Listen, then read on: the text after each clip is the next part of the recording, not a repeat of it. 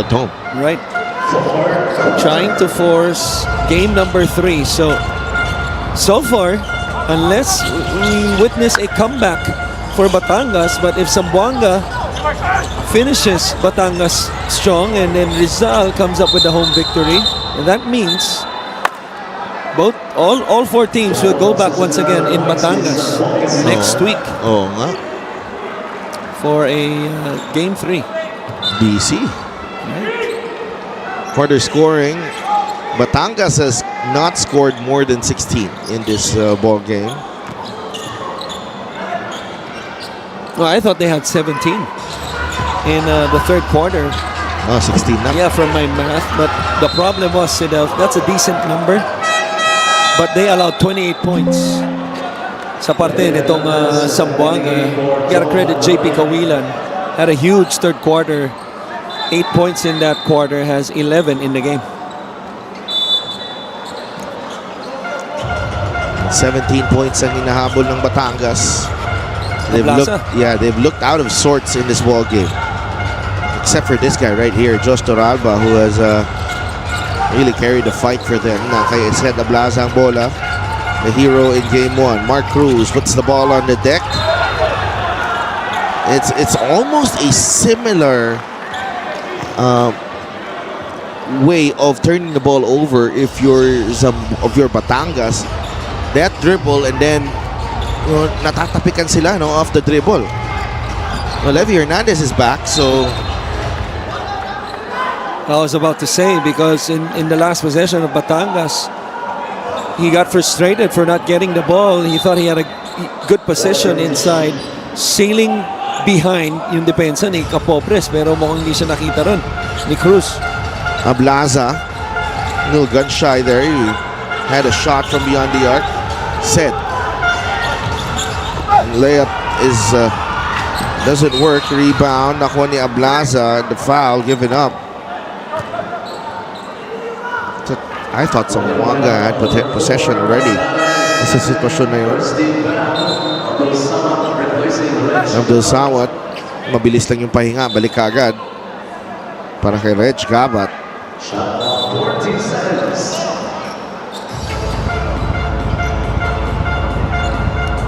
Ablaza.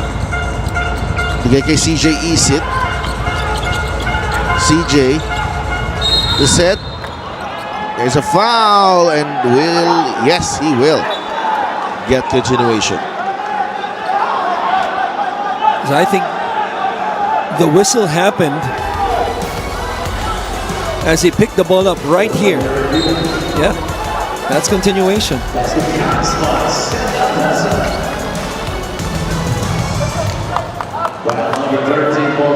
A little bit of a spark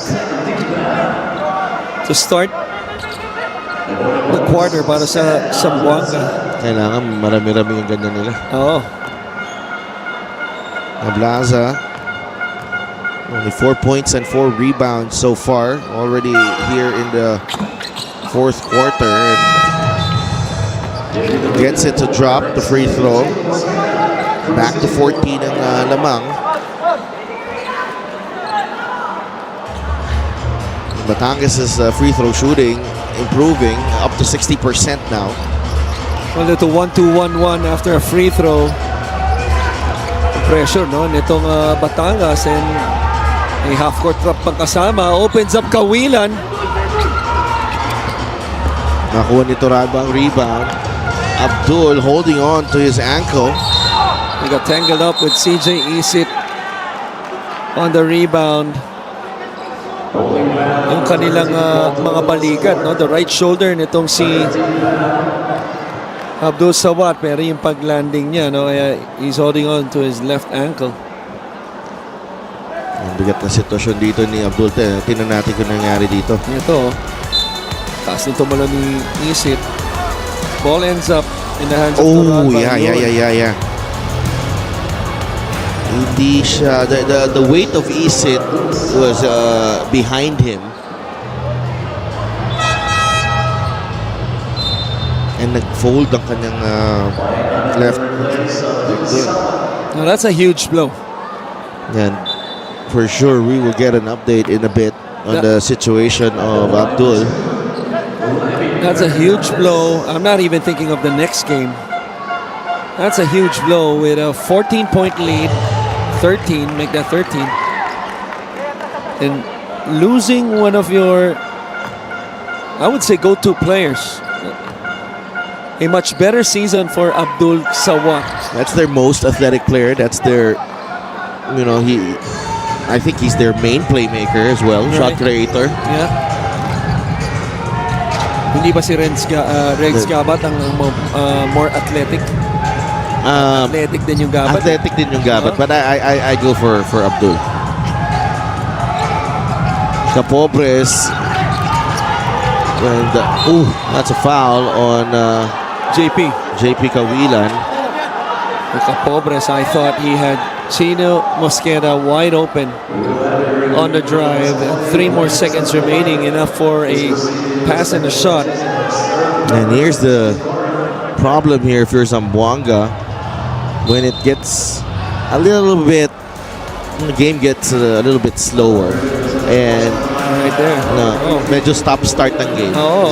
Kala ni Cawilan, ako yata yung tinapik niya. Ang dating nung tapik niya, parang bendong eh.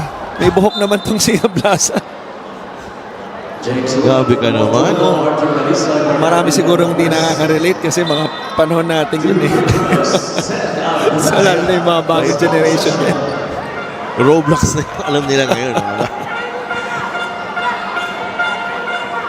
Instead of Blaza at the line, gets that one to drop. So a test of patience here for Zamboanga. Kung paano ka dito makaka-respond sa ginagawa ng Batangas. The game is obviously slowed down and it favors Batangas. Well, to me, it's a test of composure because you expect Batangas to be being desperate and all of trying to catch up, to be more physical. So minsan makakatanggap ka talaga, no? And Levy Hernandez, what a finish with the left hand.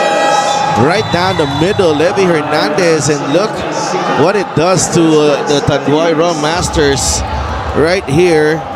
Bigla silang nabuhayan. There's like a spring in their step right now. This is the Gixxer great move of the game, born for greatness. And that's the thing, when you smell blood, especially a scorer like Levy Hernandez. He wants to eat.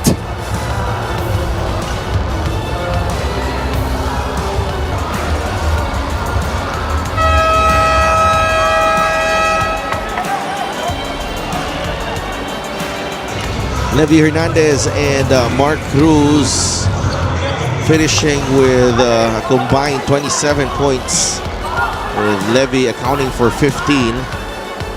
Also had 6 rebounds. Stellar game para kay Levy, and nice impactful stint para dito kay Mark Cruz. Coach Ronjay Enrile nanonood sa atin. Coach Ronjay papahinga and nagre-relax habang mainit ang mga laban natin dito. Are!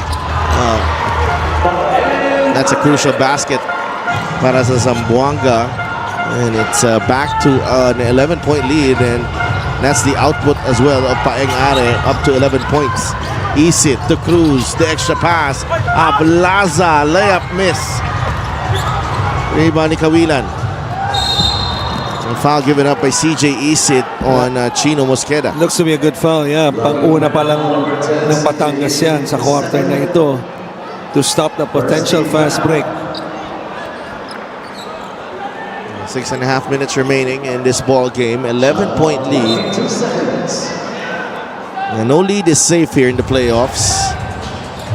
We've seen teams rally from double-digit deficits to... What a follow-up! Other players would have brought that ball down first and then take a floater or a jump shot. Kalisay did it in one motion. What's impressive is not only the timing but the range, as Hernandez again. That's Kalisay. will be called for an unsportsmanlike foul. Kalisay ang bumagsak. Oh, Is it on a Said Ablaza? happened off the ball, whether it's either on Ablaza or Hernandez. Ito, makikita natin ulit yan. Happened off the ball. And there's Hernandez in the right dead corner. Si Levy. Levy. Konting konting job eh. Pitik. Oo eh. Napaparami yan, ha?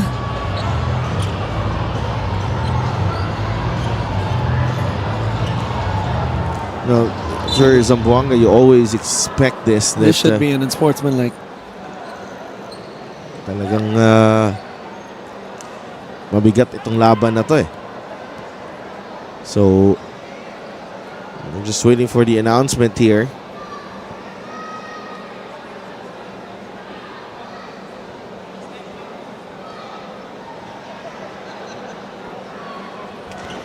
Foul number 22, Arthur Kalisay. So there's a foul on Kalisay first.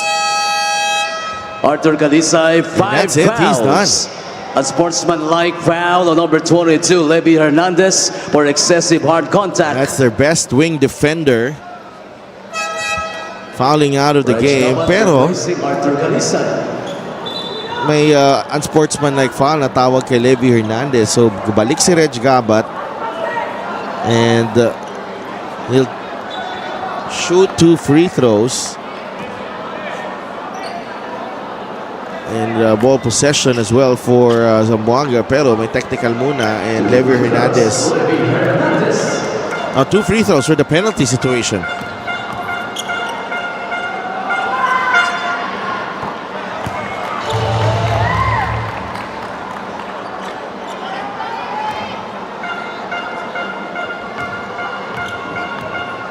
Hernandez. 2 for 2. Trims the gap to just 11 again. Goes Charles Kimpo right there. Zamboanga. Let's go to Andre Indisho.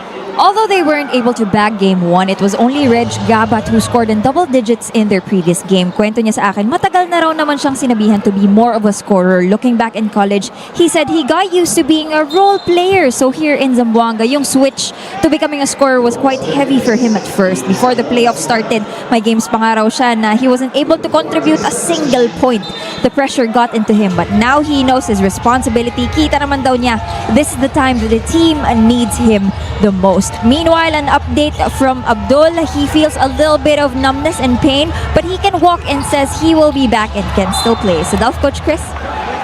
Now that's good news para dito sa Zamboanga. Abdul Sawat, we're seeing him from our angle here, trying to walk it off. Oh, it's excellent news when you see a player fall down in pain and then a few moments later, makikita natin not only standing up but trying to walk it off, as you mentioned. Yeah. Reg Gabat is actually one of those players as well na umangat din talaga ang laro. And the reason why Zamboanga is in the playoffs as well. Una taps that ball away. It is off a white shirt. So nag-challenge dito si Coach Cholo. Or no? No, kasi sinabi yata, I believe ni Cruz na siya yung last touch para hindi masayang yung challenge nila. Alam mo, crucial yun, yung pag-amin. Siyempre. Good sportsmanship. Oh. Has to be backcourt. Just careless. So whose fault is that? The passer or the receiver? In that situation, the passer. Nasa loob ka na kasi. You just have to wait for him to go in. Oh, yeah, that's a silly turnover. If you're Zamboanga, 14 turnovers in this ball game. Levy. Ooh, and Capobres gives up the foul. Mabigat yun. Stop clock, 2 shots. Especially knowing that your teammates coming over for a double team. Hernandez. So this is free throw number 41 and number 42 para dito sa Batangas, Christian. Right? Grabe. Well, that means we've had a total number of 61 free throws Oh, in this game. and you almost was going to finish this game with all alone. Thanks and to you. calling 61 free throws. Huh? Sounds a lot of fun. 68 to 50. Well, my record is 78 or 80. This is fun. Yes, Toralba. Talagang mahilig siya no? Puminis ng kaliwa niya. Yeah. Yung first half pa yan. Well, that has been the way he finishes layups even when he was in college with Lasal. and Emilio Aguinaldo College. Right. Like, ayak pa yan. I forgot about that. Yeah. That he suited up for. Oo. And the foul on the three galing kay JP Kawilan. This is the play of the game brought to you by 747 Live. Dito ka sa legit. Your game, your chance, your thrill only with 747 Live. Always dangerous when you try to do a jump pass and your momentum is, going away, from the person you're passing to. Hihina ang pasa. Oo eh. Hihina ang pasa and then at the same time, yung talon mo sa ere, nababasa yan ng off-ball defenders. And we will be right back for the result of this challenge.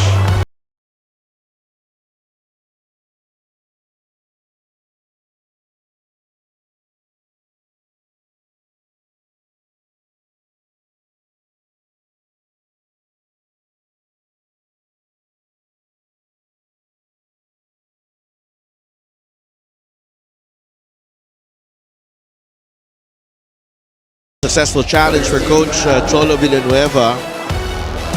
Said the Blaza certainly caught Kawilan on the right wrist there. Kahit sabihin natin na nasa follow through, pero hindi nakahang yung kamay. It was still, the ball was still there. Well, I don't know. From the angle na nakita ko sa replay, I don't know. Maybe the other angle, kung may opposite nun, baka mas okay. And Kawilan extends the lead to 10. 13 points, 3 rebounds, 3 assists, and 3 steals. Make that 14 points. That's big because balik sa 11 ulit ang naman. Just keeping Batangas at bay. Itong Zamboanga here in the fourth. And a better second half for JP Kawilan after scoring only 3 points. Oh, nice pass. Said Ablaza. Mark Cruz not giving up. Ganda na sana ng depensa. Nahanap pa si Mark Cruz. Oo, last moment, bago bumaba galing sa ere, itong si Ablaza, nahanap na niya si Cruz. Isit with a steal. Great anticipation. And he will score. And here comes Batangas, only down by 7. Here's that 1-2-1-1 press once again. Pobres better be careful as he crosses half court. Another turnover. Toralba to Levy. No go. Put back. Ablaza has it. And a foul. Medyo hindi maganda yung tapos na yun from Batangas there. And Levy Hernandez very awkward as he got on the end of the pass. Look at CJ Isit right here. Ganda ng anticipation. With just too many careless passes in this quarter on the part of Zamboanga Sigat, whether just like what you saw sa replay, that offensive rebound kick out, Pobres with a 1-2-1-1 established pretty much the whole fourth quarter. Yeah. Well, he crossed half court like nothing was, or expecting nothing. Yeah. And he was actually also nung kanina yung kay Chino Mosqueda, yung turnover na yun. Right. So decision making very poor on the part of the guards. 65-71. Zamboanga. Batangas dumidikit na dito. They were down by as many as 18 here in the second half. Mosqueda. Kawilan back out to Mosqueda. Are.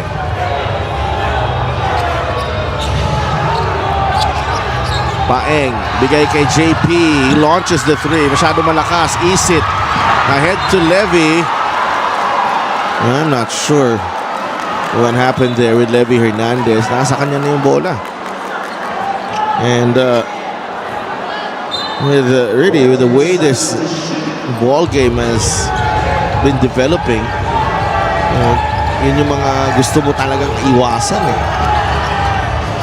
Gabat fires, no.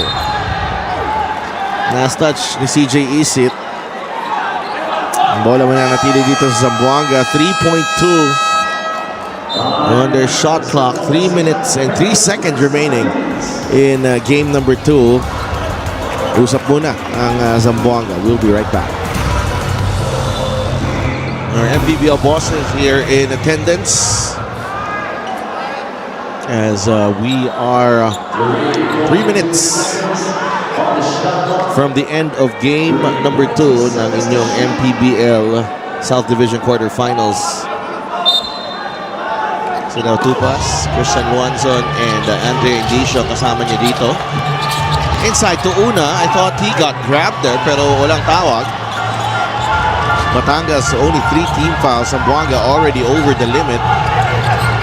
Yeah, excellent defense that time, showing that they were in a zone, but really in a matchup, Levy Hernandez doing Levy Hernandez things.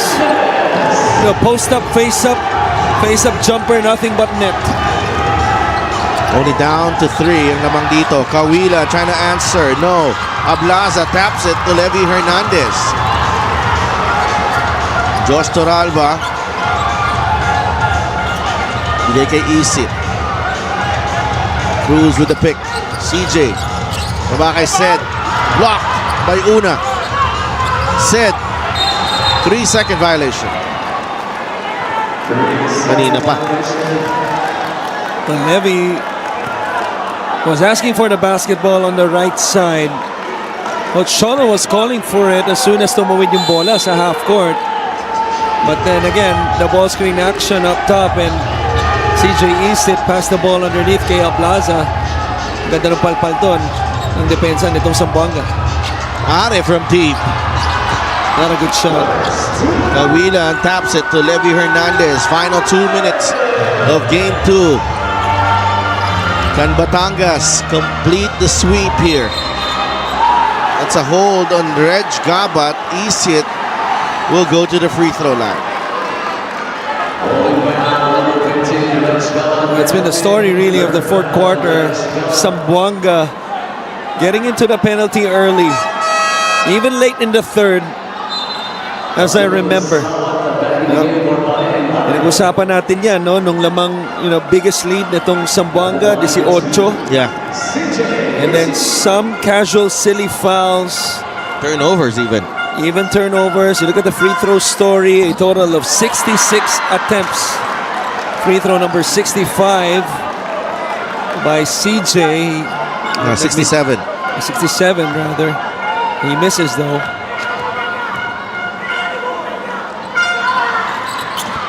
Split at the line para kay CJ Isit. It's a 2-point game. Minute and 40 remaining. Abdul Sawat. Good to see him back in the game. Let's see if he can make a difference. Una, nasa gitna, palpal lang inabot kay Ablaza. And they want to check. And the last out of bounds. Nag-stick na talaga dito si Coach Bong tsaka si Coach Egay sa 5 na to. No? Right. Dito sa dulo. Gotta give credit to Coach Cholo. This changing defense of his in the second half, especially in the fourth, has absolutely disrupted. Mukhang tumama sa tuhod ni Una after nung tapik ni Levy Hernandez. Yun yung tapik. Ay, wala. Wala. Sa anggulong ito, wala. That should be Yeah. Zamboanga ball. Kaya, yung mga possession na ganyan, walang pagkakaiba yan sa mga mga picturan, lalo-lalo na ng mga misis natin with gatherings, di ba? Angulo-angulo rin yan eh. Sa review. Sa review, yung mga ganyan. Turalba doesn't know it yet, but they will not have the ball. With Zamboanga, Sikat. With 4.6 seconds on the shot clock. One timeout each 6 seconds to shoot. for the two teams. 4.6 seconds sa shot clock ng Zamboanga. Mosqueda has it. Bigay kay Una. James out to Kawilan. This could be big! JP Kawilan, ice in his veins. Lead is back up to 5 for Zamboanga. Kawilan with 17 in the ball game. Levy, the fadeaway, yes. And what's crucial about that basket is how quickly they got the 2 points. Tingnan natin kung anong opensiba ang meron itong Zamboanga against this Batangas matchup zone. Gabat, atake, bigay kay Abdul. Strong finish from the young gun, Abdul Sawat. Balik sa 5 ang lamang. 76-71. Hernandez almost lost it. Mosqueda is there. Levy inside. Mark Cruz, he gets clipped. 2 free throws coming up. 26 seconds remaining. Check out this assist of the game, powered by 747 Live. Dito ka sa legit. Abdul Sawat with a strong finish. It always helps against the zone. Every time you see a gap, you drive the basketball into that gap and force the others to help. At yun yung nangyari doon, no? Hindi lang isa. 3 on the ball. Doon sa drive ni Gabat. What a crucial drive and draw and drop for the basket of Abdul Sawat. 30 of 47 at the line. That is an incredible stat. Nakuha pa nila dito. Extra possession. Toralba, Isit, Levy. Open. No. Rebound, Ablaza. 2 free throws coming up for Batangas, and I'm not sure where the foul is. Because I agree with Coach Egay. I got to see the replay again. But I thought Zamboanga did an excellent job of just walling up, because offensively, itong si Ablaza initiated the contact. There's the wall. yeah, I don't think there's a foul. Right. Give credit to Ablaza though. He did a good job of selling the call. Right there. Nonetheless, call was made. 2 free throws for Ablaza. And just incredible here. This is free throw number 49 and number 50. And they continue to struggle. To your point, it's also miss number 19 for Batangas. In a 5-point game, that is A ton. unforgivable. Yeah. Still a 2-possession game. Nababa ng Batangas sa 4 ang lamang. But Zamboanga with 15 seconds remaining. It looks like they're on their way to forcing a game number 3 here. And the adjustments, ito yung maganda sa serye, no? You lose game 1 and then try to figure things out in the game 2. Jegay, let's listen in. Guys, after makuha natin, try to go for corners, guys. Para at least para ma-open.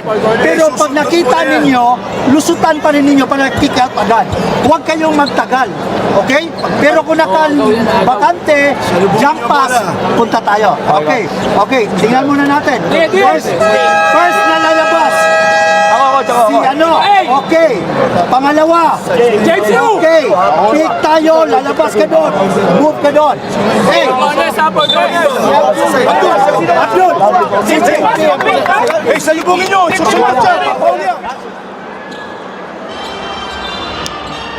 Zamboanga just trying to make sure that they get the ball inbound and get as much clock as possible. Right, because Batangas has still one more foul to give bago sila ma-penalty.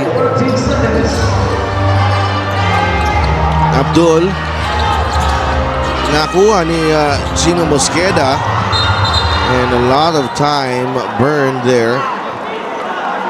That's 4 seconds. And in this situation, that's a lot. Lalo na down ang Batangas ng 4. Right. One thing though is who you deny and kung sino yung gusto mong makatanggap. And looking at the lineup by Zamboanga, you probably want, if you're Batangas, una to get the basketball. But instead, the ball ends up with Paeng.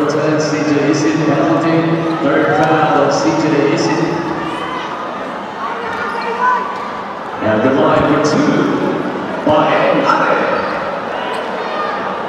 Paeng Are is at the free throw line. 10.5 seconds remaining. Only took him 1 game, and in his second game, that's the usual Paeng Are, the Spitfire that we're seeing here in game number 2. 13 points and 5 rebounds. Batangas calls their last time out here. 6 na puntos ang lamang dito ng Zamboanga. 10.5 seconds remaining.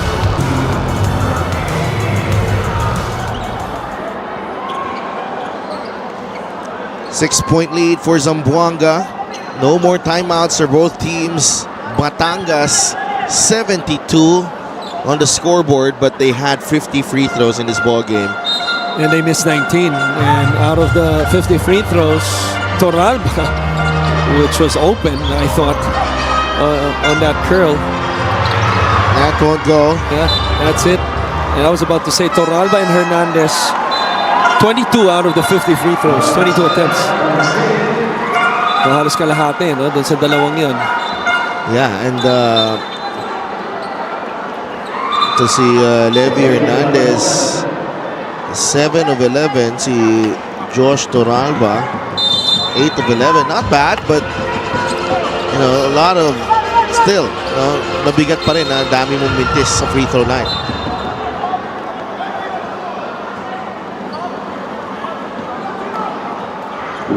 .5 seconds remaining. And pupunta sa linya si Chino Mosqueda. Such a well-played game for Zamboanga. And when the Rum Masters actually fought their way back in the fourth quarter, meron silang sagot. Right. Pero naging crucial kasi yung simula nitong Zamboanga. I thought it set the tone for them because napag-usapan natin yan. Hindi, ako lang pala. No may person. kausap ka doon. I just didn't have a mic. Right. I was there. Yeah. 78 to 72. Na ang naging problema ay offensive rebounding ng first game. Yeah, but they address it, and Zamboanga lives to fight another day. First of all, congratulations, JP. Aminin natin, noong first game, hindi ganun naging kaganda yung output mo. Pero tonight, you made sure na makabawi ka sa iyong team, especially with that 3-point shot sa last 90 seconds of this ball game. Yun nga, no first game namin, struggling talaga ako sa 3 points. Pati sa depensa, lahat kami, hindi lang ako. So nung pagbalik namin ng practice, inayos namin yung yung sa defense namin, and sabi ni coach, wag lang akong magsawang tumira. Ayun. Also, JP, in this game, you guys were leading by 18 points, by as much as 18 points sa third quarter. Pero anong naramdaman nyo nung in a blink of an eye, andyan na agad ang Batangas at nahahabol na kayo? Hindi, yun nga, kailangan namin mag-compose, nagtatrap na sila. So kami, ang mindset namin, ayaw pa namin matapos yung season namin. Gusto pa namin sa next step, sana makapasok. And yun nga,